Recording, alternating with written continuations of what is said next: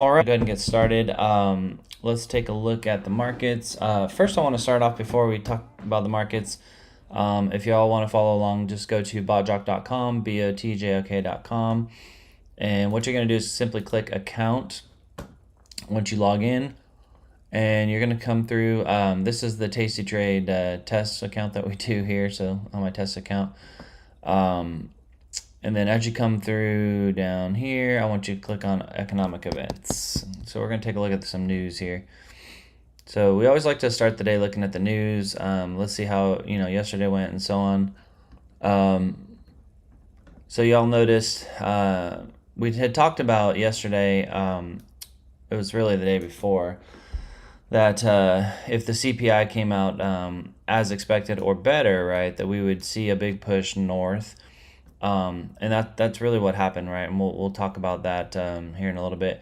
But what was interesting is not only did the CPI go down, but the core CPI, right, as well went down. So, we had crude oil inventories and such yesterday. And then we have today we have the jobless reports at 8:30 actually. Here it is. So the jobless claims. So this one actually ended up dropping more. So they expected it to go up. It actually went down. And then core PPI actually was expected to go up, and it actually stayed the same. So let's flip over and see how the markets are liking that. So a lot of big wicks up, big wicks down. I'm going to expect that the markets are likely going to have somewhat of a pullback, but let me explain that here in a little bit. What I want to go through is our targets yesterday. So this is what we played yesterday. I did a TikTok as well on this, but the market opened right about here. I told everybody we did not want to take trades right away at the market open. We ended up, taking the trade somewhere. I think on this pullback here, we took a short or a put. It was anticipation of this rising wedge that was forming to break out. We did get a bearish divergence that kind of supported that rising wedge. So that's what I was calling all day, is that we're likely going to build up some steam to drop. That played out absolutely perfect. And our indicator actually called it, which was super cool. We were still in this trade by the time this called it, so we held it. Almost everybody in the community held it down to the 200. So it just ended up a really massive win for us on that one. So that is just every trader's dream, right? Everything, and we talk about, when everything lines up, those are the trades you want to take. So, we had the bearish pattern, we had the bearish divergence, supporting it. We broke below the 21 SMA, and we found resistance, right? And so that's what caused that collapse, because we hadn't really broke below the 21 SMA for quite some time, right? So that was kind of the first sign of weakness. So of course people take profit, they close their trade. I was done for the day after this one. It was such a big trade, hit my goal in one trade, so I didn't really have to do much else. But we did call out the pattern here. So you can see right towards the end of the day, we did have a pattern forming, which I kind of drew out, right? And it played out perfectly. We had a head and shoulder with our double top for the head, came down, had our weaker shoulder, and that was another collapse that we had about 3 o'clock or so. If y'all remember, we had talked about, bouncing basically off of this 200. So in this, people that want to take a call, they can. They played out perfect, as well as in here, right, which also played out very well for those that took it. So what do we expect from the SPY today? This red line is kind of what I drew as my peak. But when we look at things like, let's go to the 1 hour. We're so overbought still. We're still hanging out in that overbought range right at 70. I mean, it's just typically, it needs to pull back, right? Now, it doesn't mean we can't go a little bit higher. If you notice, I have this red line. The red line that I have is, kind of a line that I drew, through the resistance levels from the prior bull market, prior support line here, plus it acted as some resistance levels through here, right? So I think it's going to be pretty significant. So if we do see another attempt or a push up, I would expect that would be our first rejection. if it can break that, I would probably mark on your chart this one right here, which is just this peak there. If we by chance get to 450, that fall is going to be significant. I don't know that we're going to really make that, but it's possible, right? You know, if you look at the daily chart, right, we have our lower high, we have another lower high, and we have a high, and now a higher high. This one right here was a slightly higher high, so we have that divergence even building up on the daily, right? So the daily could take time to play out though, so you know, just be careful on that. So if you follow the daily on the 21 SMA, I mean, we could fall back as low as, you know, 438.98 or so before we bounce back up too. So but as far as the range that I'm going to play today, you know, for me it's too high to play the call. The only way I would play a call today would be is if I get above 448.83 and I hold it as support, then I'll ride it to 450. I will likely take a put, but I will not do it right on market open. I kind of want to see where does this play out. The interesting thing to me is this pattern here, right? So you kind of have your peak, and your peak, right? So you kind of got that bat pattern going on. And so if it happens to break this neckline around 447.30, this entire pump here, right, is pretty much just going to get reclaimed is what will happen. So I'm anticipating that's probably gonna happen, and then we may even pull back to retest this right here. For me to be super bearish for a big drop down into this range, you know, 444 or so or less, we obviously have to flip this this right here. So on the 5 minute, the 200 EMA. So that's kind of what I'm going to be looking for today. If you're in the room trading, you know, we'll talk about it. You can see it's already kind of playing out, right, as we talked about it. But yeah, that's the range we're going to play. Let's go into Apple. Let's go ahead and open this one up. So Apple, if y'all remember, we had this you know, low and high trend line, and you can see we got a perfect bounce off of that. We rejected, but it did find support, and now it's trying to hold this pattern. If it can actually hold above here, then it should get a pretty wild push north to retest this around 193, not 194. The likelihood, though, if the, you know, everything else comes down and the SPY pulls back, Apple's likely to do the same and just pull back down into this range around 187. So the range I would play is 187 to 194 up to the high.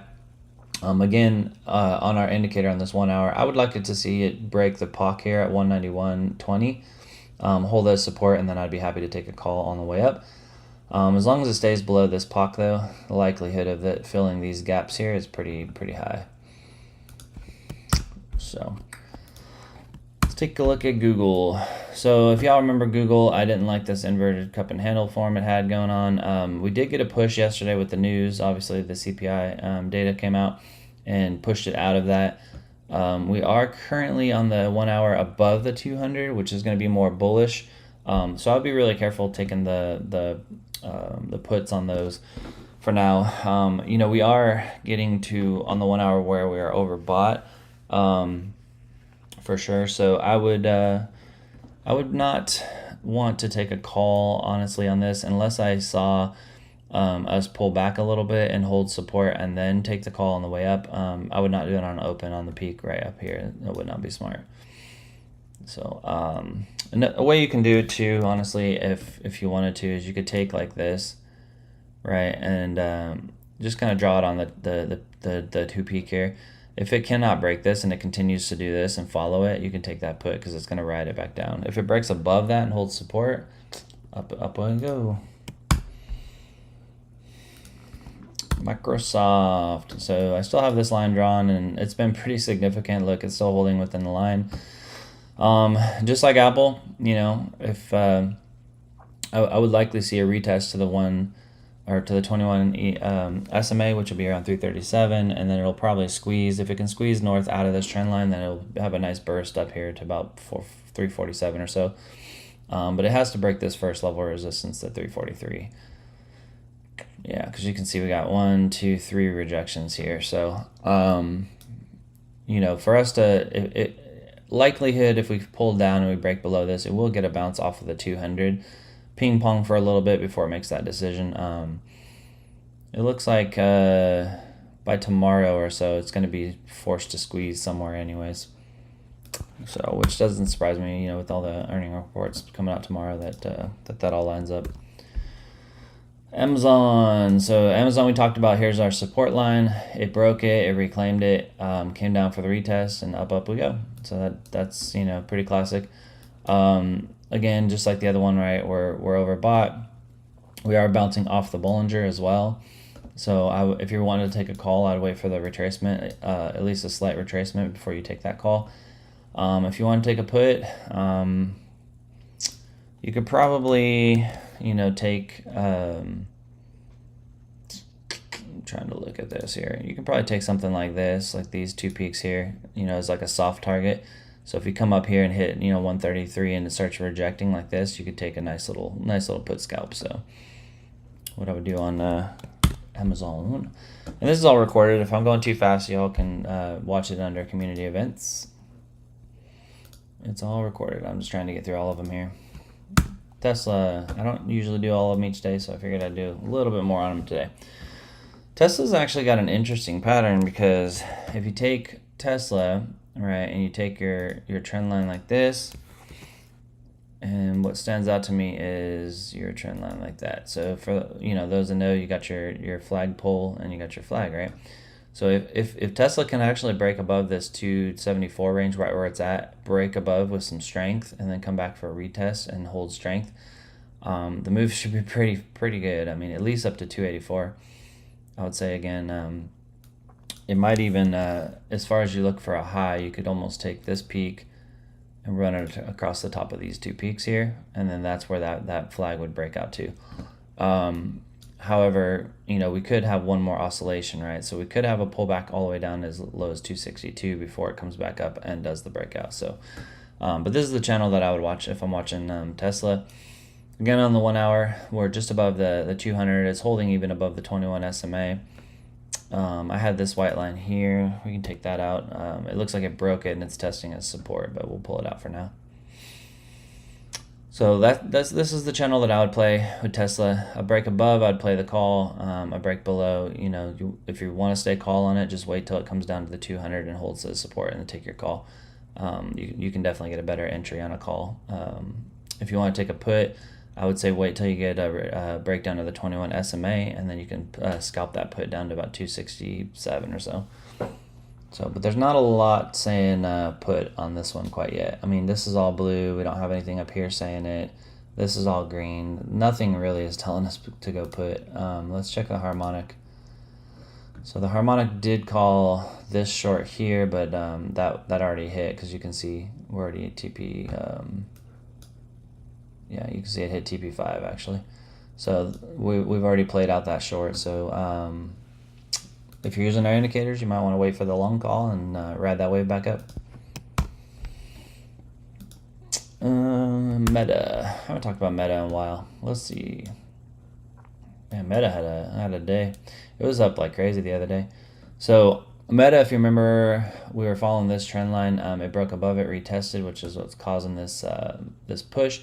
I would still use this trend line, honestly, because if the true push is going to come if it can hold this trend line. So if we come down and it holds this trend line as support, right, then you're going to see that real big push up to here. Probably, I mean, this is 330. That's probably a little high, but let's take a look.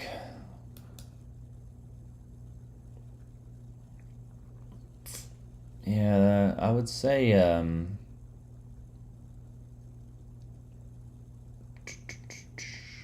I would probably say somewhere in 3. It's gonna really struggle around this range, that around 315 or so. So it's at 313 right now. Yeah, about 315. It's probably gonna struggle. If it can break that, I mean, man, it's gonna go to like 320 something probably. But you got to remember, guys, if you're chasing calls on stuff that looks like this, you are bound to get wrecked at some point.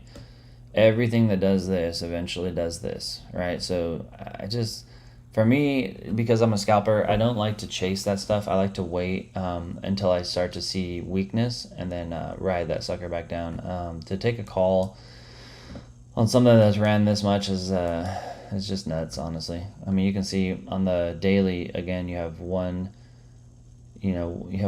two, three, four, 5 hits of lower lows and all higher highs. I mean, that's just the divergence is there. This thing's at some point it's going to hit its peak and it's just going to come crashing down a lot, actually.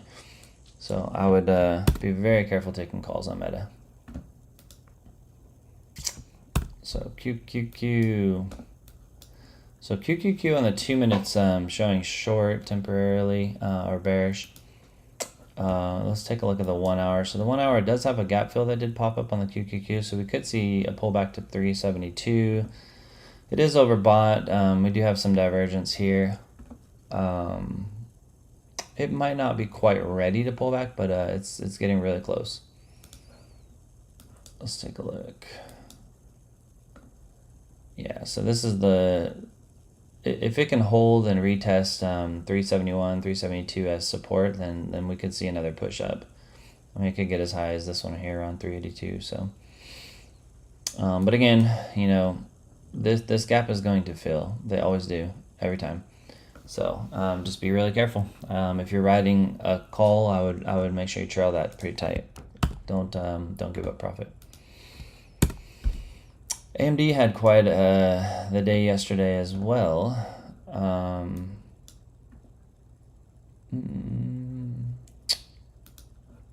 So AMD currently is in a long on the 2 minute. On the 1 hour, it's also in a long, which it looks like it just barely called, actually. Yeah, it just barely called it. So the 1 hour AMD is in a long or a call. I would probably look to take profit for sure around 117.68 if you jump into that, because this resistance level may hit again, right, and drop you right back down. Yeah, it's gonna be a strong resistance too, because you have just tons of support all through here, and this is first level of resistance, right? So yeah. All right, let's jump into the dollar briefly. So the dollar had got a nice little butt whooping yesterday with the CPI data. You can see that's what we did. Just absolutely, it's been tanking us down. This is the drop from the CPI. I mean, it's just been in a tailspin down. The downs, turn has been since we rejected off here. Y'all remember when we had this kind of rounded bottom? We hit this, so we rejected off. I anticipated some support to be held around here, but the news was a little much, so I think it pushed it past. So let's just look and see, where's the next really good support. So we would need to reclaim like 100.45 or so. I'd probably throw a line about right there. We need to reclaim that. If we continue to hit off of that, the next level that we're going to drop down to is likely going to be, it might even be sub 100, but let's see. Yeah, I'd say best case maybe right there would be what we'd watch.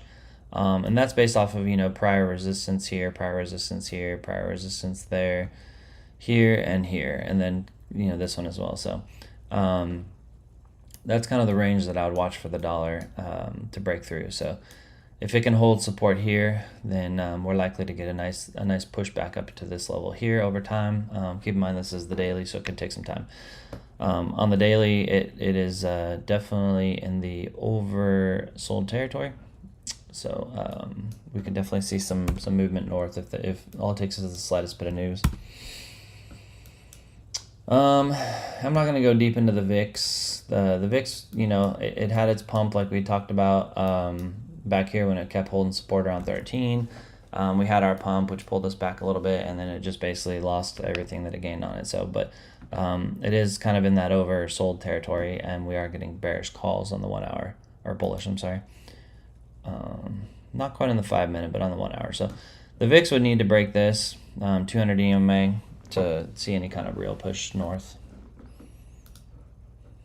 Let's talk about Bitcoin. So Bitcoin You know, the thing about Bitcoin, like I said before, it's really an interesting situation that Bitcoin is in, because typically when you see this up and this sideways movement like this, and then you start to begin to see the RSI create those lower highs on the higher time frames, it's losing steam, right? And so typically you're going to see some kind of gap fill come. But the news, economically has been pretty bullish. So if the stocks can get a push hard enough north, right, then crypto's going to wake up with it as well. So because if you look at here, when we zoom out, if we go to the daily, this is kind of what I'm following right there, right? So we have our kind of line here in the upper, and we have our little rising wedge that I had marked out yesterday. And then we have our low of low, right, is this one right here. So if you go to, let's go to the 1 hour. You can see that we can get as high as, to hit this wedge would be, as high as 33K, right? But there's so much resistance in here around 31. The hedge funds and the millionaires and billionaires, I mean, they're making a ton of money every time it hits it. They just short it right back down, short it right back down. I mean, they've made so much money in this. And there's a ton of orders still right now above this 30, right at this 31K, right? So there's not really any sign of letting it up at all. So what they're going to do is, this is kind of a move to trap long and short traders. Once they get enough long traders, if they want to bring it down, right, then that's when they're going to tank it and wreck them all. But if we get a bunch of shorts that are adding up, they may need to push it up one time to wipe those shorts. I have a high around 31,565 that I could see us getting to, in the next few days or weekends, maybe even tomorrow with the reports, right? My low is a pretty far low, right? It's 26.4 or so, 26.5. We can see some bounces along the way. I mean, if you zoom out here, there was a ton of resistance around this level, 28.8, which could act as support. There's a lot of support that was held around here, around 26.2. But I think we would hit that trend line well before that. So, but yeah, I mean, that would be my low. Probably it would be 28.8 or so would be my low for the next few days with the news. So let's talk briefly about the I'm gonna skip on an Ethereum. Let's go to the ATA. So yesterday I wanted to kind of walk you through what we did and how the day went. So this was how the day went here. So our yellow, we stopped the candle there. We ended up taking a put here. Actually, let me mute this one. Okay. There we go. All right, so we ended up, I did not initiate the put. So if you see here, I have two puts here, and I'm going to explain that in a minute. So we did not initiate that at first because we were already in a put. And then we have a call that we took that made some money, and we had another call that made some money, which was a good day. So with options, it's a little different than what people are used to with crypto. You can take multiple puts with different strike prices, and so when the markets move way up here, and it gets away from your original strike price, right, we can initiate another put. That way you can continue to earn on the way back down while you're gaining from your trade that might be losing, right? So that's a way to kind of mitigate some of that risk. So by doing that, what I did is, we have our existing put here, which we need to get pretty low for, right? All the way down to here. We need a pretty good drop to get out of that. So in the meantime, while we hold up, because we did have 4 days on that, I activated this put. You can see where I activated it. It took an amazing put here right after I activated it for a nice big win. And I'm going to leave this one active, so the ATA will continue to look for those puts on the way down, and it will continue to close them as well. So I'm going to go ahead and monitor that. But in case, for those that are running those, if you guys see additional lines of puts come through, that's why. You can take that as many times as you want. And again, it's a way to continue to earn on the way back down after a big move, right? To kind of mitigate some of the loss of potentially of the other one if it doesn't come back our way. So But I will be taking calls today. I will be upping this because we obviously can't take the 2 days. I'm not really wanting to do the 1 days, so I'm going to go back to the 4 days because let's see, today would be 0, Friday would be 1, Saturday 2, Sunday 3, Monday 4, and so we'll go ahead and take the 4-day contracts on anything we take today. I don't intend to let it go 4 days. I don't want anything to go over the weekend, but you won't get as wrecked on the theta if we do 4-day contracts for allowing it to go into tomorrow if needed. We'll let it trade today till about 3:30. Strike price we'll keep the same, and DCA will keep the same. All right. So let's go ahead and take out our copy call.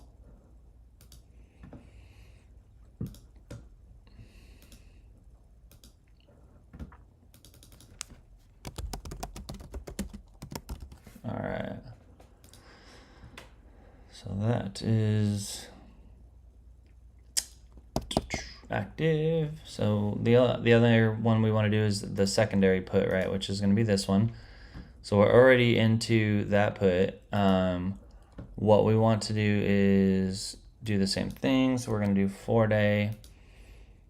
We'll leave this at 3:30.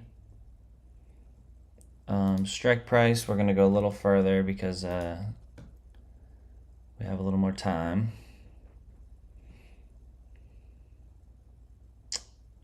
And we should be good on that. All right, so I'm going to go ahead and take out this put. And we're going to re-add that back in.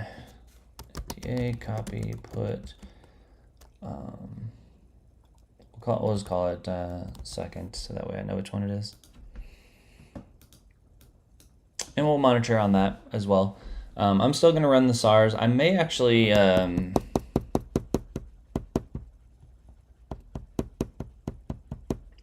Actually, I may run the something a little more aggressive on the puts, being that we're so high in the range.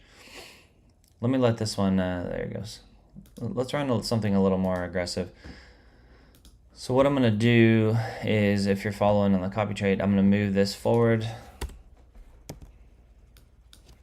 to 9:30. So I'm doing this, I want to be a little aggressive on the puts because of the fact that we are already in that put, so I wanted to take as many trades as I can on the way back down as we roll down. Do I think we can go up higher? Of course, like I said, we can for sure go up higher, but we also have DCA protocols. So, it's going to be a bumpy road on the way up, so I think it will do okay. So I'm going to set this one to probably range filter. And we'll go ahead and turn this sucker on.